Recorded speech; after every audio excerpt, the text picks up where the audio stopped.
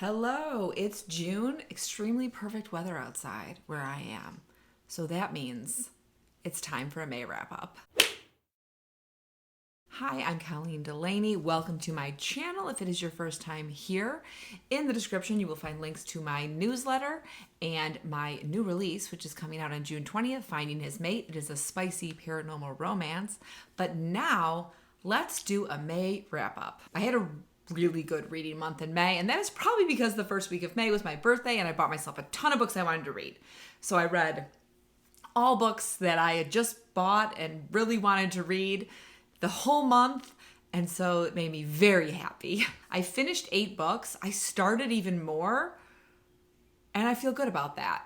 I'm not really a person who reads, like 20 books a month, but 8 is like a good solid number for me, with also starting a couple more, one of which I already finished since it is June. I didn't have any book slumps this month, which is crazy because I usually get into book slumps. I'm in one right now, but May was just smooth sailing the entire time.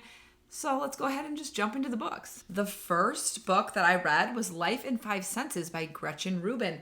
This is a nonfiction book, which for me is very odd. I'm just doing some librarian work right now that I should have done before I started filming and looking to see if they have where the Library of Congress shelves it. They don't. Okay, so I don't know exactly where this would be in the library, but it is the book. This book is about a woman who decides to take a look at her life after having kind of a scary eye appointment in which the doctor told her that she's like at risk for going blind. And she just really wanted to appreciate how she perceived the world through her senses. I read this really fast and I did enjoy it a lot.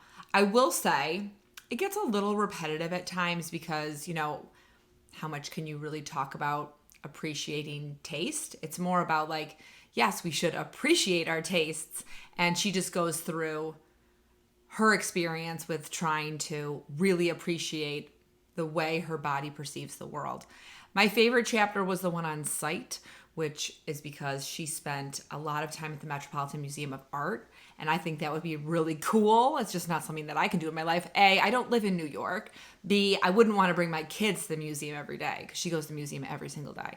But that, like stuff like that in the book was very cool. I would definitely recommend it if you're a nonfiction reader. It didn't really feel like self-help. At first I thought it was going to be like a self-helpy book, but it didn't really feel like that. It was like a mix between like science and inspiration and maybe even like a snapshot memoir type, but overall a good read. I liked my time with it. Next, I read Witches by Brenda Lozano. This is kind of a hard one for me to review, and I'll tell you why. So it's magical realism. You have 2 narrators. One narrator is Feliciana, and she is the cousin of the recently murdered Paloma, and Feliciana is also like a shaman in her village in rural Mexico. The other narrator is Zoe, and she's a journalist who is interviewing Feliciana about Paloma. So the chapters go back and forth. One is narrated by Zoe, one is narrated by Feliciana. I loved the chapters narrated by Zoe.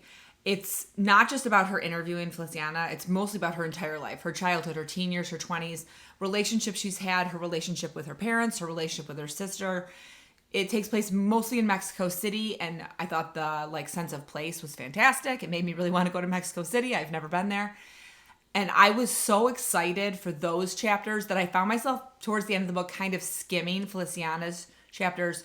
Her chapters are written as stream of consciousness. So for the first half of the book, I enjoyed them, was reading them, but then it got a little tiring reading them towards the second half of the book, especially when Zoe's chapters were so engaging. So I did skim quite a bit towards the end of the book. If I were to rate this, I would say Zoe's chapters were 4.5 stars. Loved them. Feliciana's chapters were probably 3 stars. I still enjoyed them. They just got a little tedious towards the end. But overall, I would still recommend the book. Then we have Atalanta by Jennifer Saint. I was so excited for this book. I couldn't shut up about it. It's a mythology retelling of the figure Atalanta from Greek mythology. She was a perfect character for a retelling because she's a badass in the myths, but then to have kind of a modern flair, I really enjoyed it. It's the story of Atalanta, who is a princess who's unwanted because her parents wanted a prince, and she's left on a hillside as a baby to die. And a bear mother takes her in and raises her, and then eventually Artemis, the goddess of the hunt, kind of brings her into her fold, and then she eventually goes on the quest of the Golden Fleece with Jason and the Argonauts. You follow basically her entire life from when she's a baby through adulthood. I just, a few days ago, released a video about all the Jennifer Saint books and how much I love them all. So I'm going to link in the description that one if you want a little bit more in depth of this book. But I really enjoyed it. If you like mythology retellings, I think you'd love it too. Next, I have No Two Persons by Erica Bauermeister. And this is a contemporary fiction with kind of a cool twist. It's a series of vignettes. The first one is about this woman who we follow her in like her teens and 20s, and she writes a book. And then the rest of the vignettes are about people who read her book and how her book affects them at that point in their life. This is also a very hard book to rate because some of the stories I were like, well, that's fine, that's good. Like I'd put it like 3.75 stars, but some of them were like 5 stars, like this penultimate, the second to last story. I cried so hard reading almost the entirety of it. I think I only needed to get like 4 pages in and then I was bawling. It was so beautiful and so sad. But I really enjoyed reading this book. I thought it was a great one. I'm going to give this one to my sister-in-law for Christmas. I always have like a list of books I give to her for Christmas throughout the year that I think she'll really like. And I think she'll really like this one a lot. It's not anything like The Midnight Library, but I think if you liked The Midnight Library, you would like this book. Just in sort of like the tone of it feels somewhat similar without like the self-help aspect of it. No Two Persons. Pick it up. Definitely try to read the beginning and see if it grabs you, because I think it will. Next, I got one book from the library and I was like, I need to read this because I had put it on special order. It came from a library that was far away. It's kind of a hard book to find, and it is The Summer Book by Tova Jansson, or Tova, I'm not sure how to say the first name, and it is a Finnish classic. This is the story of a woman and her granddaughter living on an island off the coast of Finland for the summer. And you don't really know exactly what time period it is, except that there's a helicopter at one point. So you know helicopters exist, but it's definitely before the 70s because it was published in like 1971, I think. And it's just like kind of a story of their summer. The girl's father and the grandmother's son is also there, but he's like a minor character. It's mostly about how they spend their days together. I liked this book. It was one of those like slow reads where every chapter is sort of like a short story about the two of them.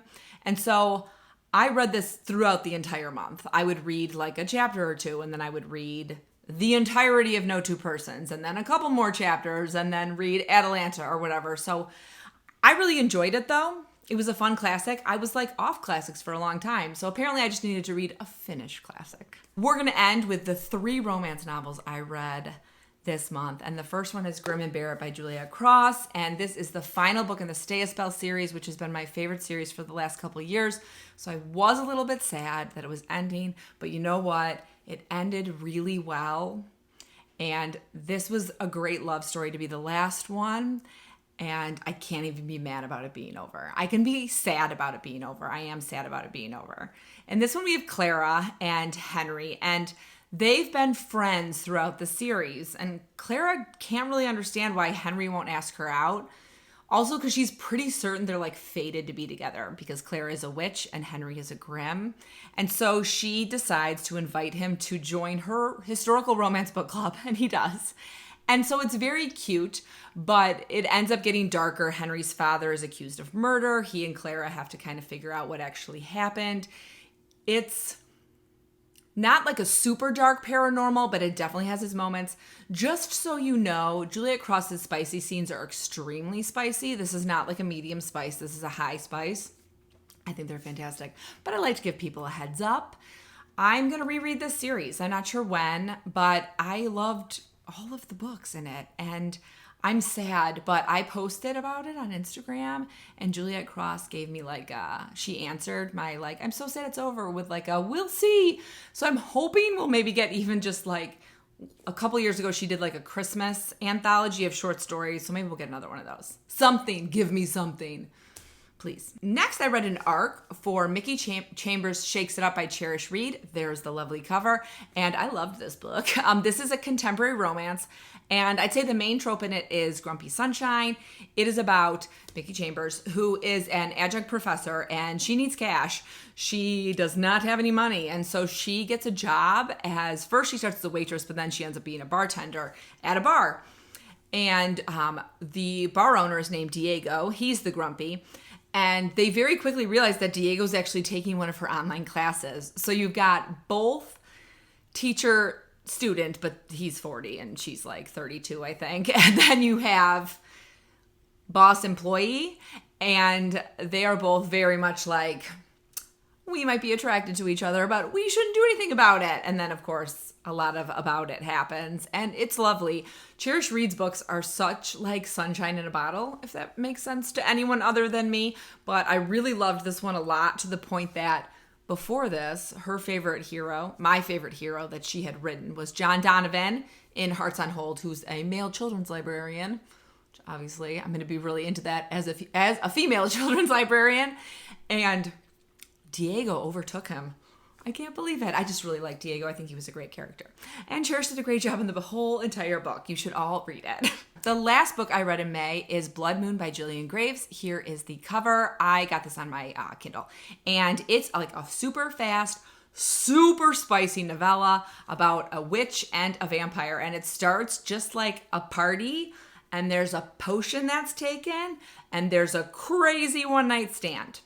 And then they realize that they're actually business rivals. And she hates him. Her name is Hazel, and she's a witch. And she realizes, like, oh, actually, he's the man that's been trying to put my bar out of business. But I would say this book starts with a bang, middles with a bang, and ends with a bang. So this book is a lot of bangs, if you know what I mean. But it was super fun. And if you like short, spicy paranormal romance, grab this one. So those are all the books I read. I also started The Last Word by Taylor Adams. Okay, I'm worried I'm going to have to DNF this book because I think it's too scary for me. I read quite a bit of it at the beginning of the month and then put it down until my life got less stressful. And then I started reading it again, and I was just getting like more horror than thriller vibes, and I do not with horror. So I don't know. I flipped through a little bit to see like whether or not I thought I was going to be able to handle it, and I saw some lines that makes me think I'm not. So if you've read this book and you want to comment like, is this more horror than thriller? Please do. Also, there's like, I'm sorry, there's a fly. It's June. There's like her dog. I'm very worried about the safety of her dog. So that's part of it also. But I don't know if I'm able to finish this. And I hate DNFing books I got from Book of the Month. But I feel like I can find someone in my neighborhood who isn't as scared as me. And then I also started The Prophet by Cahill Gibran. And that's another one of those books that I feel like you just read like a little bit at a time. I'm about halfway done with it. It's only like 100 and maybe like 20 pages long. But I'll just keep trucking away at that. And then I started Even If the Sky is Falling. But I already finished it because I'm filming this on June 3rd or 4th. I don't know what today is. And you'll get that review in my June wrap up. Spoiler alert. It was wonderful. So hopefully I can get out of the book slump I find myself currently in and have another great reading month. And I hope you had a great reading month. If you're still here, thanks for sticking around. If you want, in the comments, please tell me what your favorite book of the month of May was. And if you don't want to comment that, why don't you throw me a flower emoji of your choice, since we are really in the growing season over here. As always, I hope you're in the middle of a good book, about to start reading a good book, or about to start writing a great book. I'll see you soon.